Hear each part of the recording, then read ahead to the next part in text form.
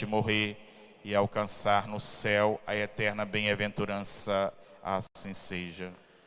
Podemos sentar, meus irmãos, para a nossa catequese de hoje?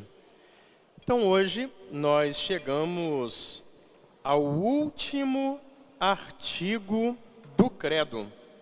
Então, estamos esse ano todo refletindo nas principais verdades da fé, e hoje chegamos ao último artigo do Credo: creio na vida eterna. Ao falar da vida eterna, nós falamos das últimas coisas que vão nos acontecer, são os novíssimos. E a primeira realidade que vamos enfrentar no final da vida terrena, na hora da nossa morte, é o juízo particular.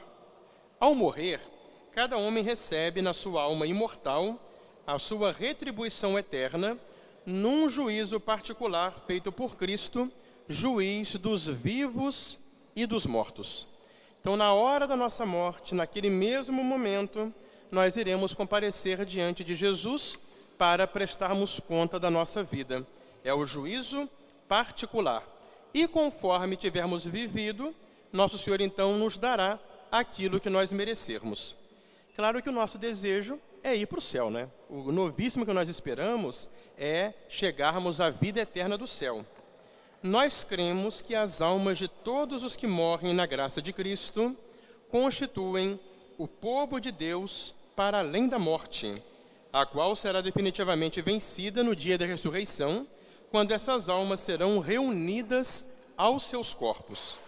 Então, ou seja, todo aquele que morrer na graça de Deus, entrando no céu, lá irá formar o povo de Deus definitivo, que será a igreja triunfante, gloriosa no céu. E lá teremos a plena glória, que será o nosso corpo voltar a unir-se à nossa alma após a ressurreição final. Nós cremos que a multidão dessas almas que estão congregadas em torno de Jesus e de Maria no paraíso formam a igreja celeste, onde, na eterna bem-aventurança, venha Deus como Ele é. Essa é a essência do céu. O que vai ser o céu? Contemplar a Deus como Deus é. E lá seremos para sempre felizes, todos reunidos com Cristo, com Nossa Senhora, será a igreja celeste.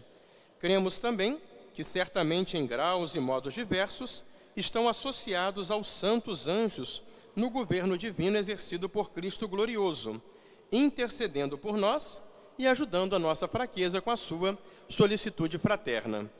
Lá no céu, nós sabemos que os bem-aventurados, eles rezam por nós, intercedem por nós, justamente porque nós somos uma igreja só. A igreja aqui na terra militante, a igreja no céu, é a igreja triunfante, no purgatório, a igreja padecente. Então estamos unidos através da caridade como uma só igreja. Por isso no céu, os santos, eles intercedem, eles rezam a Deus por nós. Bem, nós sabemos que no céu só entram os santos. Só quem é santo entra no céu. E quem então terminou a sua vida na graça de Deus, mas não está totalmente santo, totalmente purificado, então vai passar por um lugar de purificação chamado de purgatório. Os que morrem na graça e amizade de Deus, mas imperfeitamente purificados, embora seguros da sua salvação eterna, sofrem depois da morte uma purificação a fim de obterem a santidade necessária para entrar na alegria de Deus. Então a igreja, ela, de modo catequético, deu a esse lugar de purificação o nome de purgatório. Ou seja, é esse lugar em que aquelas pessoas que terminaram bem a sua vida, morreram na graça de Deus, mas que não rezaram bastante, não fizeram suficiente penitência, especialmente cumprindo o seu dever, não praticaram de modo suficiente a caridade, foram relaxados na vida espiritual, então não conseguiram pagar tudo isso aqui na terra, eles vão ter que pagar antes de ir para o céu. Porque no céu, gente, só entra santo. Quem não for totalmente santo, puro, não entra no céu. Então vai ter que ficar no purgatório, sofrendo, se purificando, para poder conseguir entrar. Em virtude da comunhão dos santos, a igreja encomenda os defuntos à misericórdia de Deus. e oferecem em seu favor sufrágios e, em particular, a Santa Missa. Como nós somos uma igreja só, uma única igreja, então nós aqui da terra podemos rezar, praticar a obra de caridade, que é rezar pelas almas que estão no purgatório, passando por esse processo de purificação. Por isso, quando alguém falece, e se nós vemos que a pessoa morreu bem, morreu na graça de Deus, nós não temos como saber se a pessoa foi direto para o céu. Porque nós não temos como saber se a pessoa fez toda a sua purificação aqui na terra. Por isso que sempre devemos rezar pelas almas do purgatório. Sempre.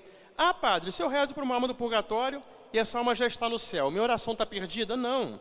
Deus sabe o endereço certo da nossa oração. Se você rezar por uma alma e essa alma já estiver indo para o céu, essa oração Deus vai direcionar para outra alma que estiver precisando. E as santas almas, quando saírem do purgatório e chegarem no céu, do céu, elas vão saber quem na terra rezou por elas. E elas vão agradecer do céu, intercedendo por nós aqui na terra. Ou seja, é a caridade, né? A igreja é unida na caridade. Um faz o bem para o outro. E assim deve ser a nossa vida cristã. Bem, o novíssimo, pior de todos, que ninguém quer, chama-se o inferno. Seguindo o exemplo de Cristo, a igreja adverte os fiéis da triste e lamentável realidade da morte eterna, chamada também de inferno. O que é o inferno? É a morte eterna, é a segunda morte, ou morte definitiva, da qual não tem remédio, não tem solução. Então a igreja chama atenção, cuidado. Na realidade, o inferno tem como pena principal a separação eterna de Deus, que é o único em quem um homem pode encontrar a vida e a felicidade para que foi criado e às quais aspira. Nós fomos criados e nós desejamos a vida e a felicidade. Para isso que nós existimos. Só que a nossa felicidade e a nossa vida verdadeira tem um nome, chama-se Deus. Por isso que aquela pessoa que, abusando da sua liberdade, mesmo que Deus faça tudo a seu favor, ofereça as graças, chame para se converter, aquela pessoa decide livremente viver uma vida separada de Deus,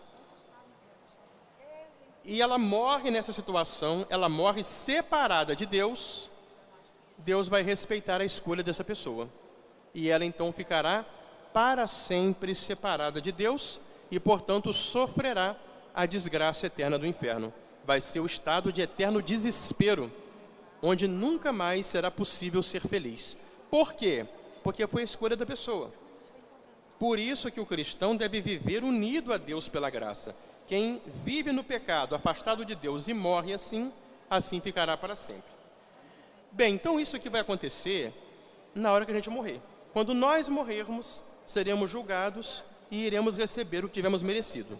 Porém, no final dos tempos, vai acontecer o juízo final. A Santa Igreja Romana crê firmemente e confessa que no dia do juízo, todos os homens hão de comparecer com o seu próprio corpo perante o tribunal de Cristo para prestar conta de seus próprios atos.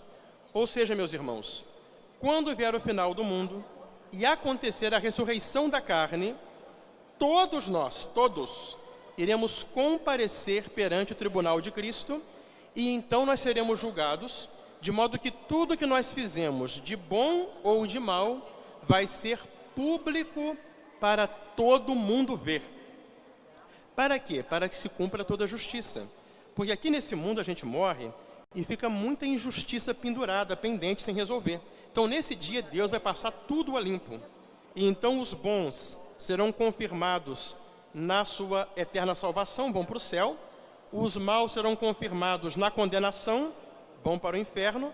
E assim todos vão contemplar a grandiosidade da bondade, da justiça e da santidade de Deus. Todos vão entender que Deus é justo, Deus é correto em tudo que Ele faz. E assim, a igreja gloriosa estará para sempre com Deus no céu. No final dos tempos, o reino de Deus chegará à sua plenitude. Então os justos reinarão com Cristo para sempre, glorificados em corpo e alma.